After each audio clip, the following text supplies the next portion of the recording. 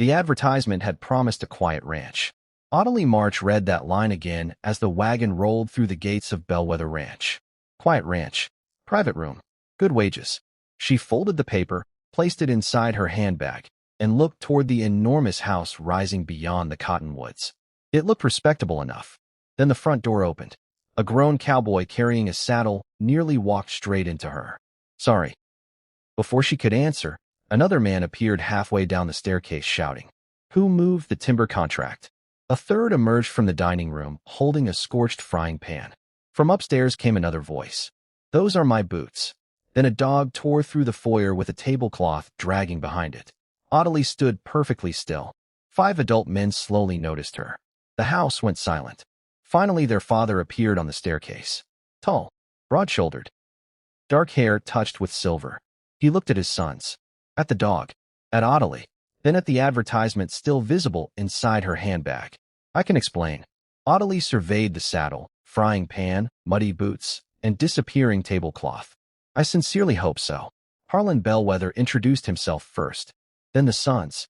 Stellan, Rupert, Quincy, Tobin, Peregrine, called Perry. All grown men. All apparently successful outdoors. Inside the house, however, civilization had failed. Audley asked for a tour before agreeing to employment. Within 15 minutes, she discovered 3 grocery lists containing conflicting orders.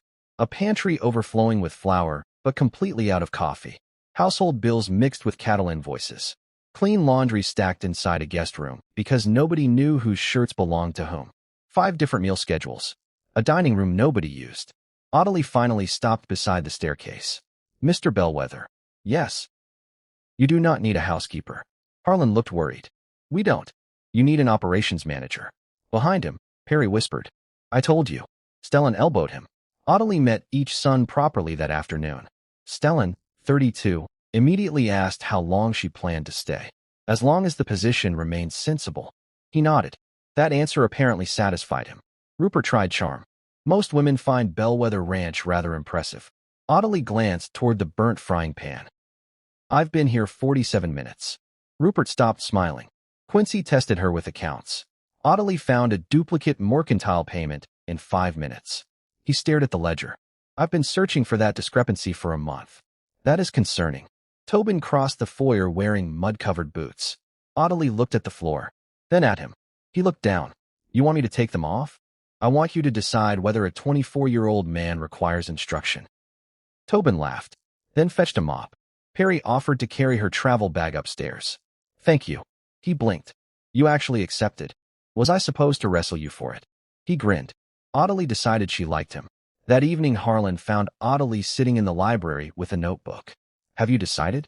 "Yes." His shoulders dropped. "You're leaving." "I didn't say that." She closed the notebook. "I'll stay 7 days. Only 7. Trial period. If I can make this household function without becoming servant to 6 grown men, I remain." Harlan smiled faintly. "And if you can't, I leave with 7 days' wages and a remarkable story." The following morning, she posted 3 rules. Every man manages his own bedroom. Personal belongings leave shared rooms before bedtime. Household responsibilities do not become women's work simply because a woman has been hired. 5 sons stared at the paper. Perry finally asked, "What exactly are we paying you for?" Audley replied, "To prevent intelligent men from ordering 4 sacks of flour from 3 merchants on the same morning." Quincy quietly folded yesterday's supply order and placed it inside his pocket. "If you were Audley, would you survive 7 days in this house, or leave before the first supper?" Audley did not spend the week cleaning behind everyone. She built systems. Kitchen orders were written on blue slips. Livestock purchases on brown. Timber supplies on green. Household repairs on white. One master ledger recorded every order before it left the house. A board beside the kitchen listed meals and expected guests. Laundry was tagged by room. Perry learned inventory. Tobin learned the side entrance existed specifically for muddy boots. Quincy reluctantly admitted the household books had become easier to understand. By Thursday, something astonishing happened. Everyone arrived for supper at the same time. Harlan sat at the head of the long table and looked around. 5 sons. Audley. Hot food. No one rushing away.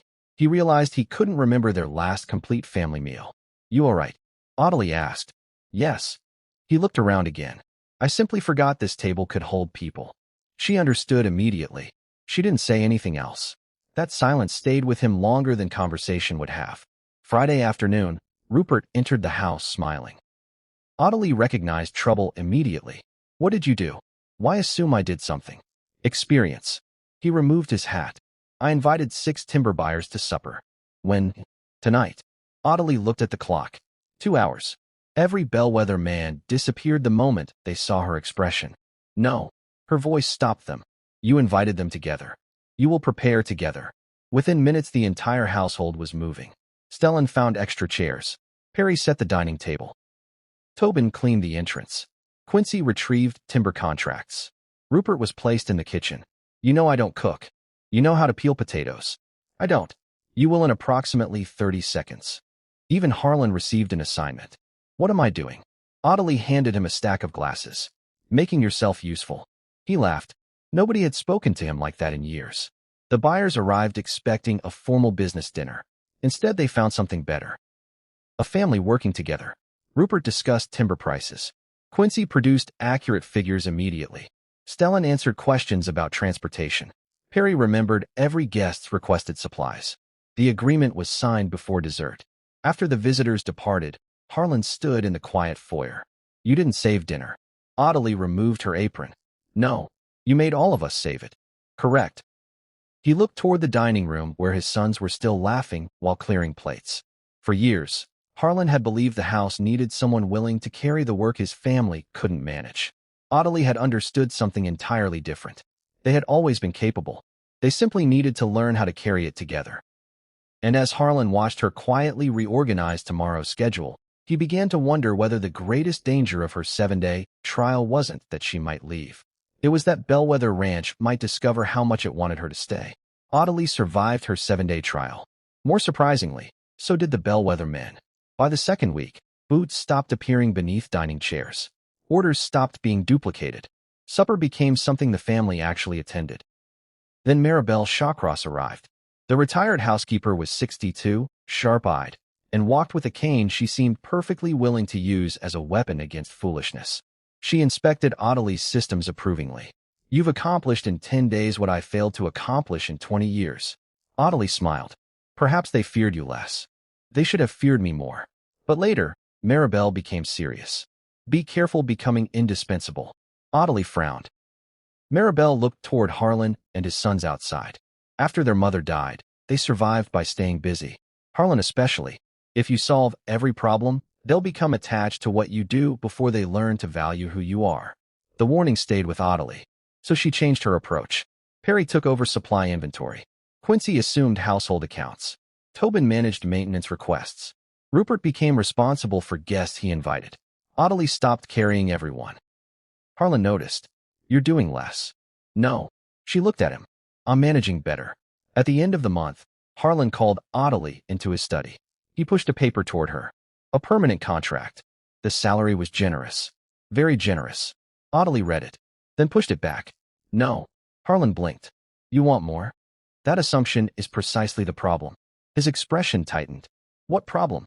I don't want to become valuable because 6 grown men would collapse without me. Harlan went silent. Audley continued. Your wife did everything here, didn't she? His face changed. She was remarkable.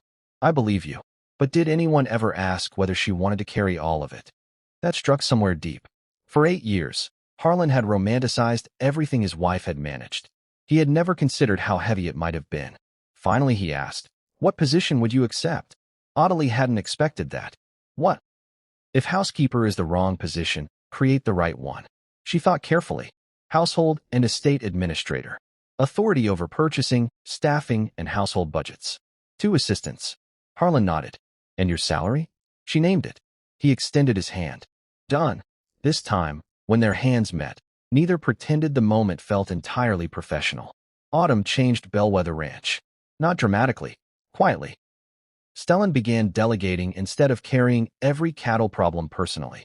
Rupert finally learned that inviting guests required telling somebody before the guests appeared. Quincy redesigned the entire purchasing system. Tobin installed boot racks beside the side entrance.